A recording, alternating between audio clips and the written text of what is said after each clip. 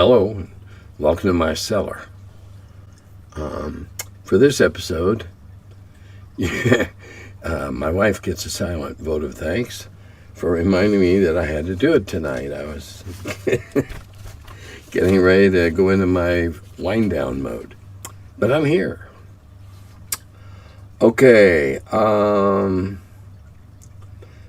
Hi, Tim. Really enjoyed 311. Thanks for your responses to my questions, although I feel that I failed to present the questions such that your answers address the spirit of them directly. I realized as I listened to your generous and thought-provoking explanations of your writing process that such questions are perhaps unfamiliar to you or outside your conscious concerns.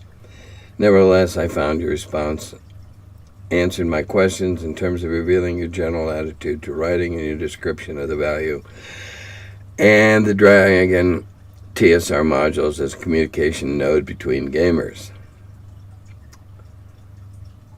Okay. I write for the reasons I talked about earlier. The only time I try to tailor anything for a specific audience is right now I'm trying to learn how to, I almost said dumb down, tone down stuff for 5e. Thanks for another great show. Love the length and eloquence of your rebuke to he who shall never be worth bothering to name. Yes, and more on that later. I had an additional thought regarding your Carbondale version of Magic Missile, specifically about what inspired the automatic hit. Was it really just for game balance, or was it actually anchored in previous mechanics? In your correspondence on Dragon's Foot, oh my lord, that's 15, 18 years ago, you described the spell as a mini fireball. If so, is that the source of the automatic hit? It just works. OD&D was a wholly different system than everything that followed, but it opens up an intriguing series of spells and rules interactions. The open interpretation aspect is the first thing that comes to mind. I find tracing the rationale behind game mechanics enormously entertaining, although I'm probably overthinking things. Am I onto something, or am I barking up the wrong tree? No. The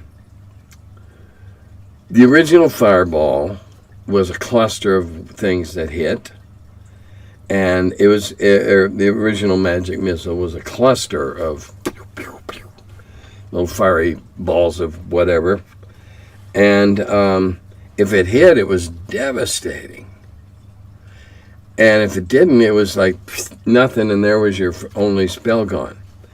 So we started changing the Magic Missile at Carbondale so that the poor little low-level magic users had something that they could go around and contribute, if by nothing else, going around and picking off, giving the coup de grace to the last ogre in the room that had 1 hit point left or whatever.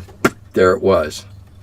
And it was also handy as it had other uses in that form. If you were outdoor adventuring, it was great for lighting a campfire or for setting a dry canyon on fire, depending upon your circumstances. It just seemed to me that while I understood Gary's rationale about magic users, he explained it to me frequently enough, I still felt a little sense of empathy for the poor first level that really couldn't do much of anything. And so, in my games, everybody always shared in the total EP from the adventure. And then there were special EP, XP, whatever you want to call it. I rather like EP better. Special awards to individuals for specifically wonderful or heroic or foolhardy things. And so the magic users could feel they had done something to earn the points that they were going to get a portion of as part of the party. really, that's the main reason I did it.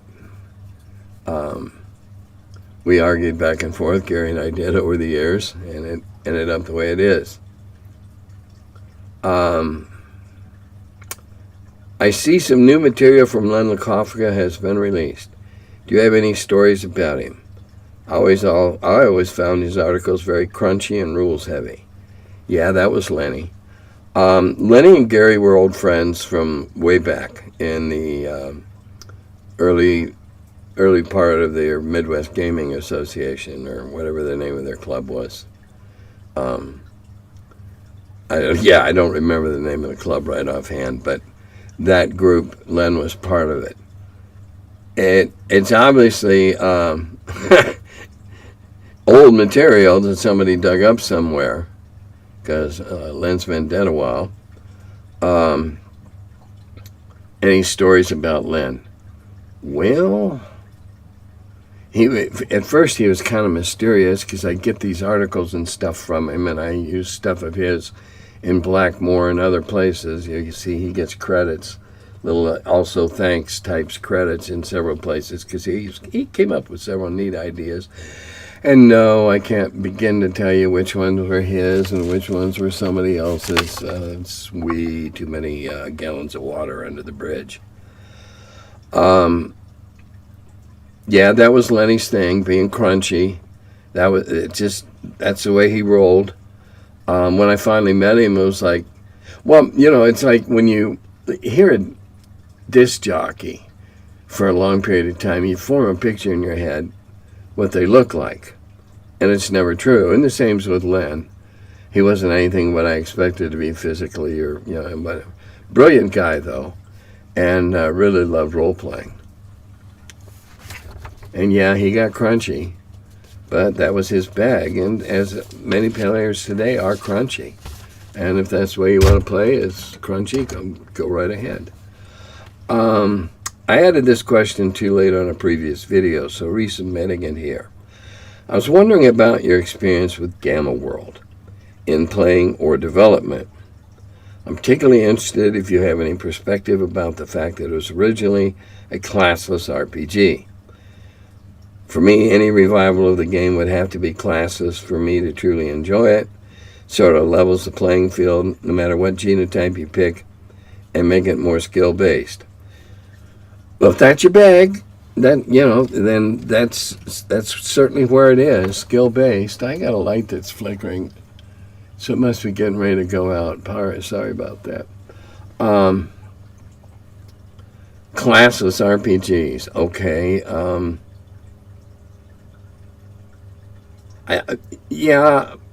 Other games have been done post-apocalyptic, and class is an easy way to lump certain types of players. Gamma World was post-apocalyptic, the occasional mutant. There's other games out now, Mutant Crawl Classics, that's gone the other way, all mutants. I'm not fond of relying too heavily on skills. I'm just not. You can know how to do something really, really well, and through a set of circumstances, bad luck, fumble fingers, or whatever, fail. You shouldn't just be able to automatically do it. But that's just me. Yeah, Mr. Alt Name Guy is a jerk. He even threatened me. He also called me a lot of sexist slurs. His malevolent behavior will destroy him. Hope you guys get your stuff out of cargo purgatory and can sell that too to help recover damages with this malicious man has caused. And then the first of one of his unnamed flunkies, or one of his alt accounts, they have nothing. They are lying about games. You are one of their fake accounts. They can't spell. They are grifers. I think they meant grifters. And jealous of real game companies. Oh, real game companies would be New TSR as opposed to companies like Frog God Games and Joe Goodman Games, and oh, come on, yeah. I think I got something else back here for him. Oh yeah, another great slander.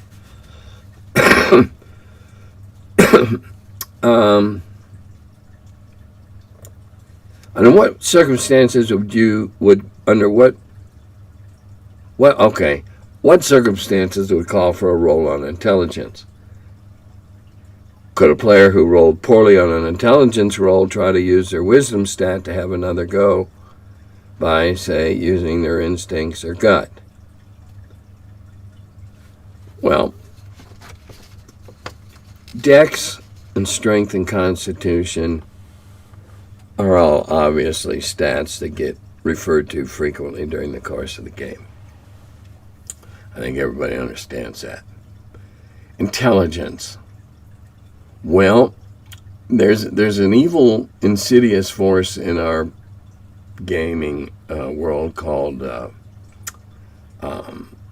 outside knowledge, metagaming, stuff that we know, that Tim knows, but would Bruce, my barbarian, necessarily know that? Would Bruce, my barbarian, see a certain tool and know instinctively how to use it, though Tim does? No, that's where intelligence comes in.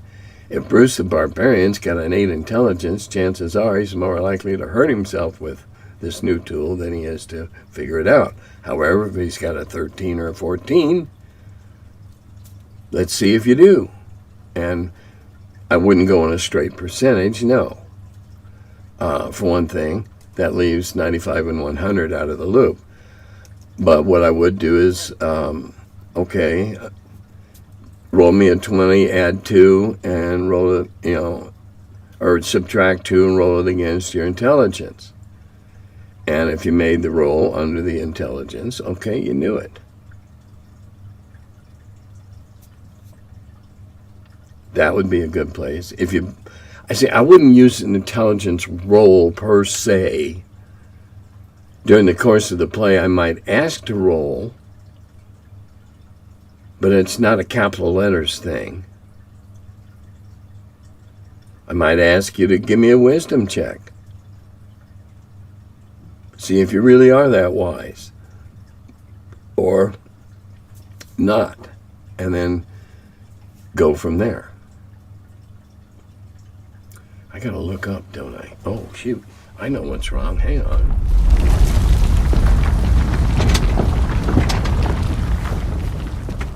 I let my chair down. Yeah, looking like I was sitting in a hole. Okay, how about that?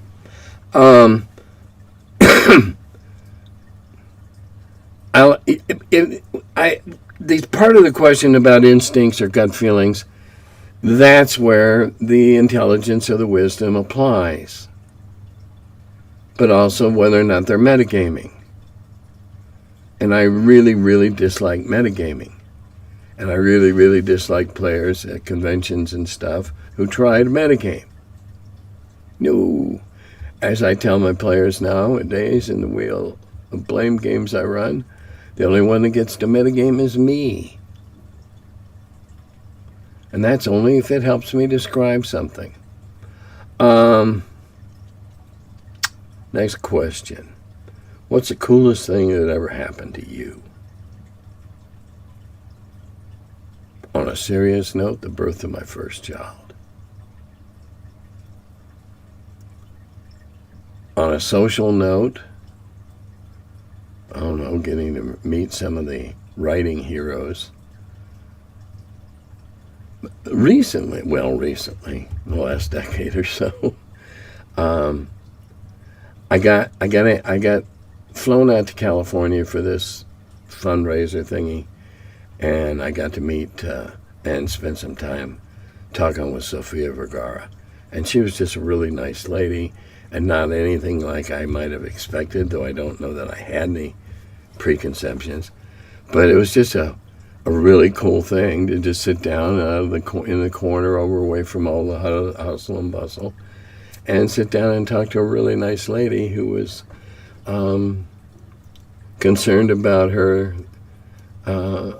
significant other's gaming habit. But really, in real life, the coolest thing ever was when my first child was born. That was an amazing. Okay, now, keep in mind that no, I won't answer political questions. I'm not going to respond to what I thought about the 34 guilty verdicts. I'm not going there. So, there are some things. I don't feel qualified to go into metaphysical discussions about deities and cosmology and theology. So I pointedly ignored that rather long comment. I'm not qualified and I'm not comfortable.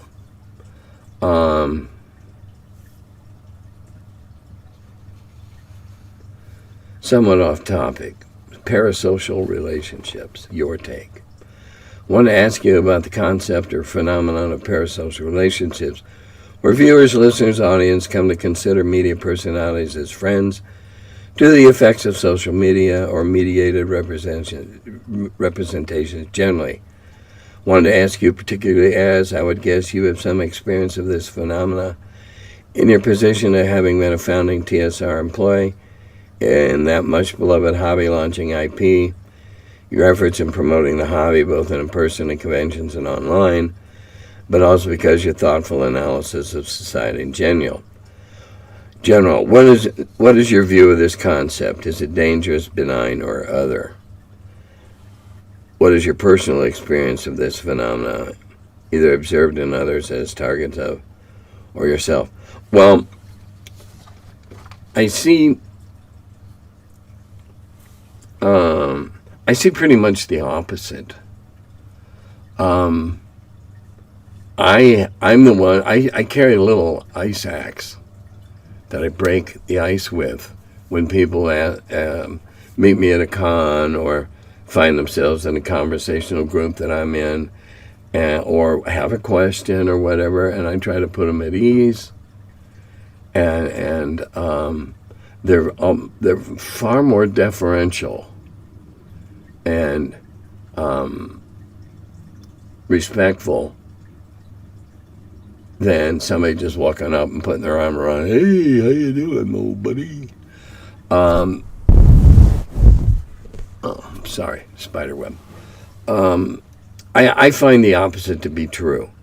Now, I understand the phenomenon that you're trying to get me to speak on, and that's one of the ill effects of social media.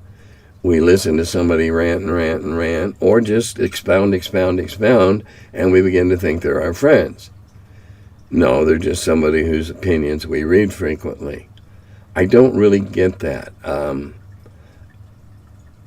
Because I'm one of the oldest people left in the hobby, probably, I get a lot more respect than I get anything else. And I'm grateful for it. But it's not anything that I expect. You know? Okay. Now, we have another entry by the masked commentator. Do a story on North Texas RPG Con. Now, this came on at 11 hours before I saw it. Came on this afternoon. It was posted. Yesterday, police showed up to arrest Don from Wizard Tower Games, and he fled. Well, number one, there wasn't anybody there yesterday. That was Wednesday, and the con wasn't running. Number two, I happen to know that he's in Michigan, has been. I just spoke to him yesterday. And so this person is trying to slandered Don from Wizard Tower Games, and he fled, and no one knows where he is right now. Well, I know where he is. And I know that whoever posted this is so full of shit it's running out their ears. It's whenever they can taste a meal. Bad Mike and Eric Tenkar are hiding the story. No. Eric's never hid anything if he thought he had a juicy story. That on his face is bullshit. Okay. Now.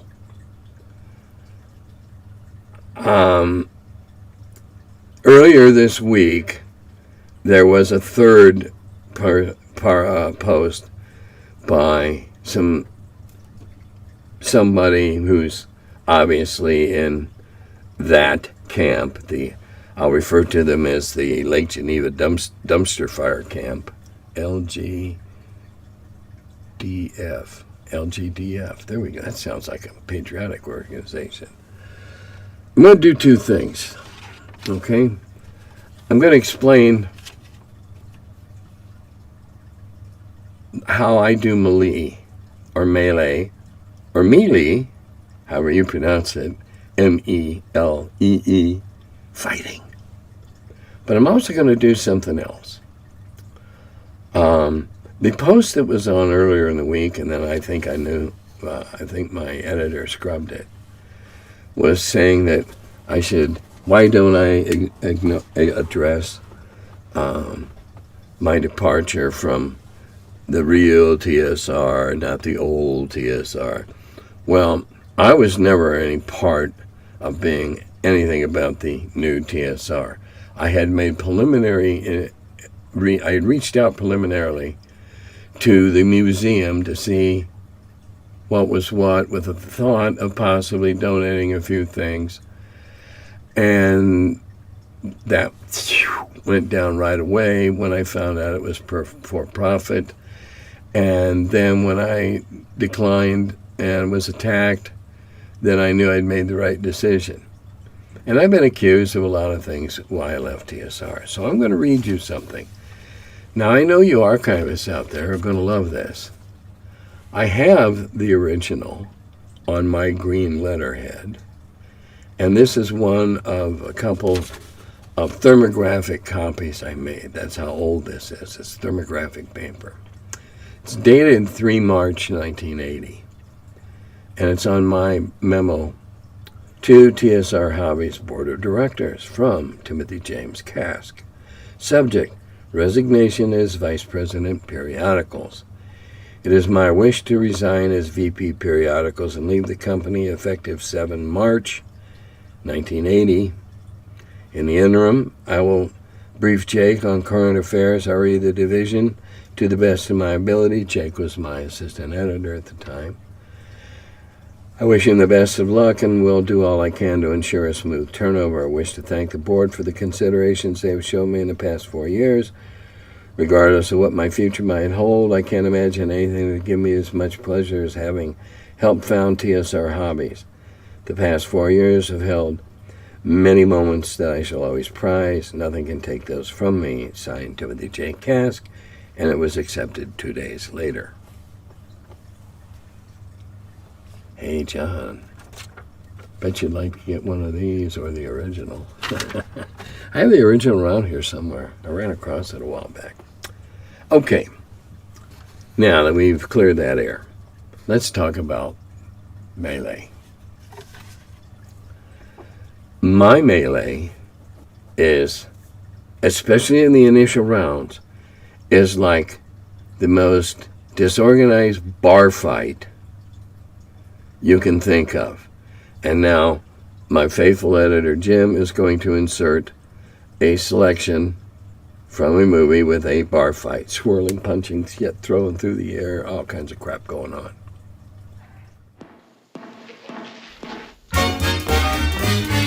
Throw out your hands, stick out your tush, hands on your hips, give 'em a push.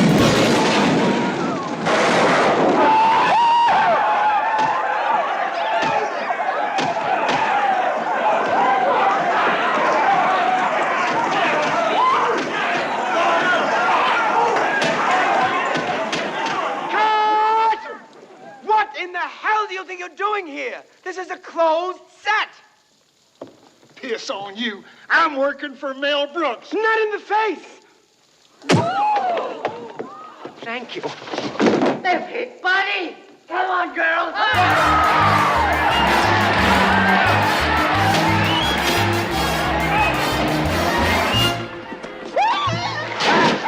You other shit! Why, you miserable pig!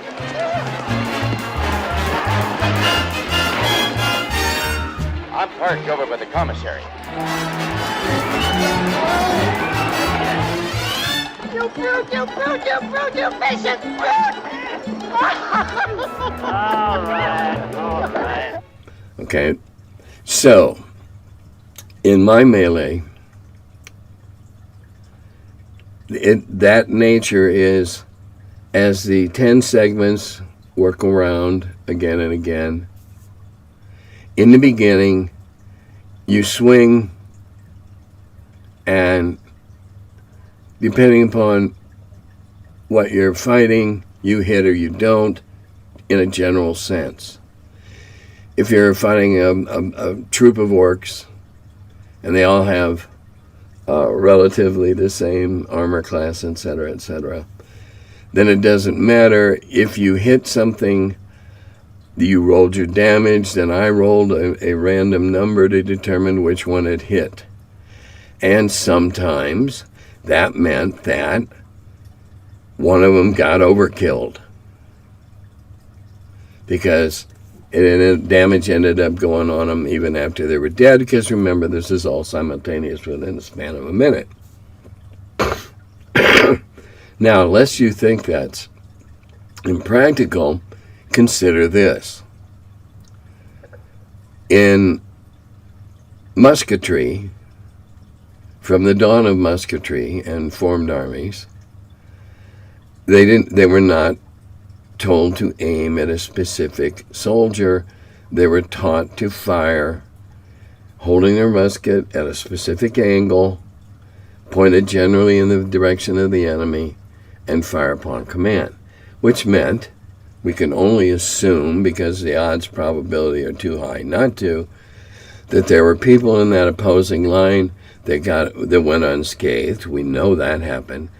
And there were people in that line who got hit more than one time, because by chance, by circumstance, by squinting and wiggling and whatever, they got hit more than once.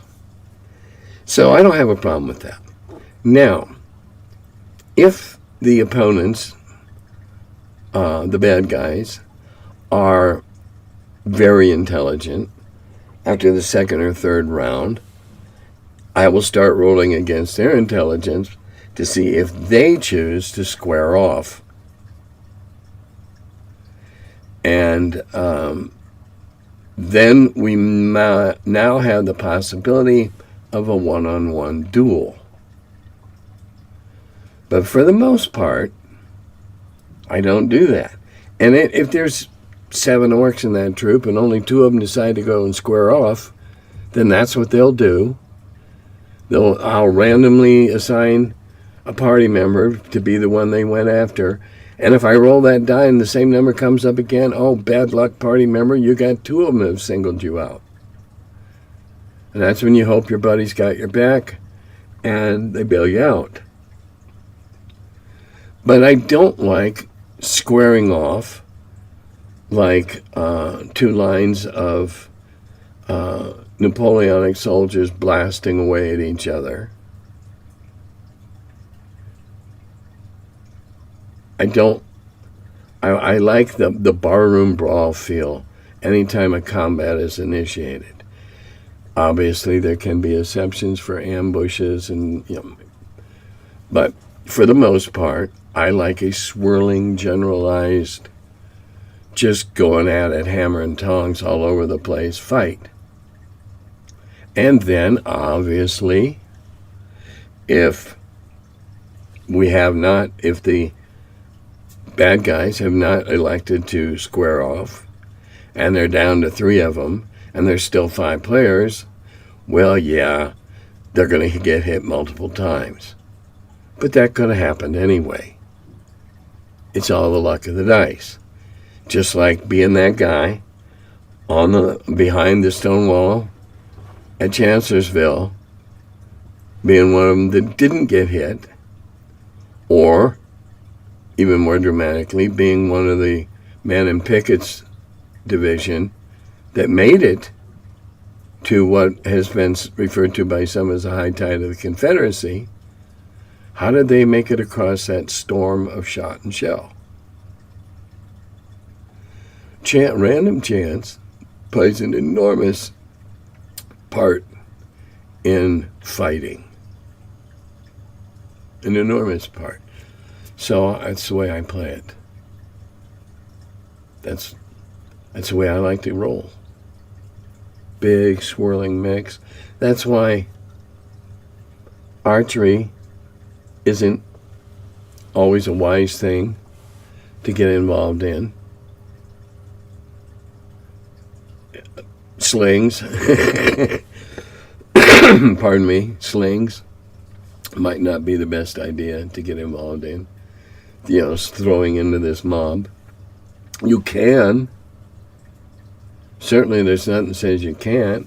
And if you're very proficient for the weapon, then the odds of not hitting a bad guy, and I use the word bad guy. They can be a monster. They can be a humanoid. But the odds of not hitting one of the bad guys and accidentally hitting one of your own is going to be increasingly less the more skillful the wielder is. I guess that's all I got. So feel free to make your comments. You can go far afield.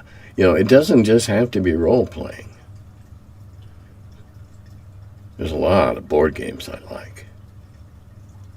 Let's talk about fighting the skies.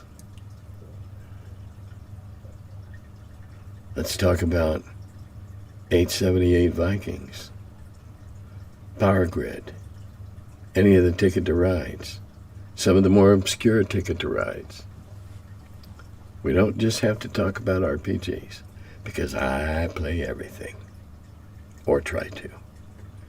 And on that bragging note, I will bid you Dodadagovi.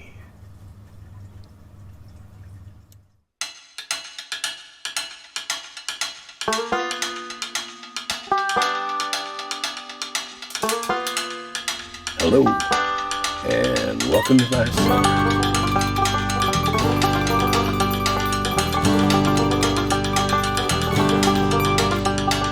He's the curmudgeon who wrote about the dungeons. Now he's the feller, live from the cellar. Talks about D&D and old school RPGs. Still quite a feller, the curmudgeon in the cellar. Last man around when them rates went down. Calling Gary in that Lake Geneva town. Hey Gary, it's an awful mess. Let me edit, we'll have success. D&D and Dragon Magazine. He's the curmudgeon who wrote about the dungeons. Now he's the feller, live from the cellar. Talks about D&D and old school RPGs, but he's still quite the feller, the curmudgeon in the cellar. Magic missile, it's a mortar shell. Make it hit in the first level spell. Brought psionics to the game to attack that wizard's brain. ESR and fantasy, collection of micro armory. Titan with tramp under a tree, high as could be. He's the curmudgeon who wrote about the dungeons. Now he's the feller, live from the cellar. Talks about D&D and old school RPGs, but he's still quite the feller, the curmudgeon in the cellar. Still quite the feller, the curmudgeon in the cellar. Curmudgeon.